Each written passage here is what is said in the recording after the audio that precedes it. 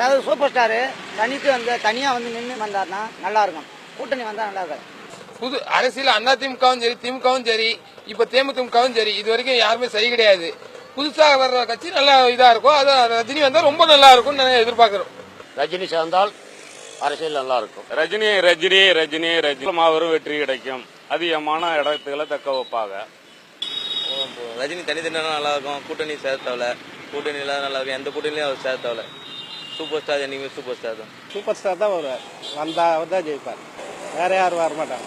அதான் ரஜினிக்குன்னு தனி ஒரு மவுஸ் இருக்குங்க. அந்த மவுஸ் வந்து அவர் வந்து தனியாக நின்னாலுமே நல்லா பெரும்பாலான வாக்கு வித்தியாசத்தில் வருவார். அவருக்கு வந்து நல்ல ஒரு செல்வாக்கு இருக்குது மக்கள் மத்தியில். அதனால் கண்டிப்பாக அவர் வந்து தனித்து நின்னாதான் போட்டிட்டு நிறைய வாக்கு வித்தியாசத்தில் வர்றதுக்கு வாய்ப்பு இருக்குது. சூப்பர் ஸ்டார் ரஜினி சார் அரசியலுக்கு வரணும்னு நாங்களாம் விரும்புகிறோம். ரசிகராகப்பட்டவங்க நாங்கள் வந்து அவர் அரசியலுக்கு வர்றத ஆர்வத்தோடு எதிர்பார்க்குறோம். வந்தால் நல்லா இருக்கும். ரஜினிகாந்த் வந்தா வாய்ப்பு இருக்குது.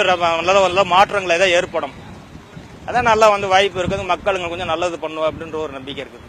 ரஜினிகாந்த் வந்து அவர் வந்து அரசியலுக்கு வந்தால் அதாவது மற்றவங்க மாதிரி இல்லாமல், இது வரைக்கும் இருக்க அரசியல்வாதி மாதிரி இல்லாமல், இவர் வித்தியாசமாக மக்களுக்கு தேவையானதை அவங்க அடிப்படை தேவைகள்லேருந்து மேலும் அதாவது படித்தவங்க வரைக்கும் அவர் வந்து நல்லா ஆரோக்கியமாக பண்ணால் நல்லா தான் இருக்கும்.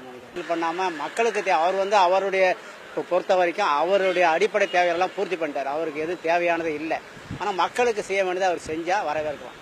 இதிலே வந்து இப்போது மற்றவங்க மாதிரியும் அவர் அந்த மாதிரி எண்ணத்தெல்லாம் இல்லை. அவர் அதாவது ஊழல் பண்ணுற மாதிரி எண்ணம்லாம் அவருக்கு இல்லை. அவர் பேச்செல்லாம் ஆன்மீக சிந்தனை உள்ளது. நேர்மையான பேச்சு தான் அவருடைய பேச்செல்லாம். வந்தால் வரவேற்போம். தலைவர் ரஜினி வந்தாருன்னா சூப்பராக இருக்கும் சார். ஏன்னா அவர் வந்து நார்மலாகவே ஹெல்ப் டெண்டன்சி இருக்கிறவர். ஸோ அவர் வந்தாருன்னா லாரன்ஸ் அவர் கூட சேர்ந்துருவார். ஸோ அவங்க வந்தாங்கன்னா நல்லா இருக்கும் சார். நம்ம மக்களுக்கு ரொம்ப ஹெல்ப்ஃபுல்லாக இருக்கும் அவர் வந்தாருன்னா. தனி கட்சி ஆரம்பிச்சாருன்னா அவ்வளோதான் சார். எல்லார் ஆதரவும் அவருக்கு தான் போகும். நிறைய மாற்றங்கள் வரும். கண்டிப்பாக அவர் வந்தாருன்னா நிறையவே முன்னேற்றம் இருக்கும் தமிழ்நாட்டில். ஸோ அந்த ஊழல் வந்து கொஞ்சம் குறைய வாய்ப்பு இருக்குது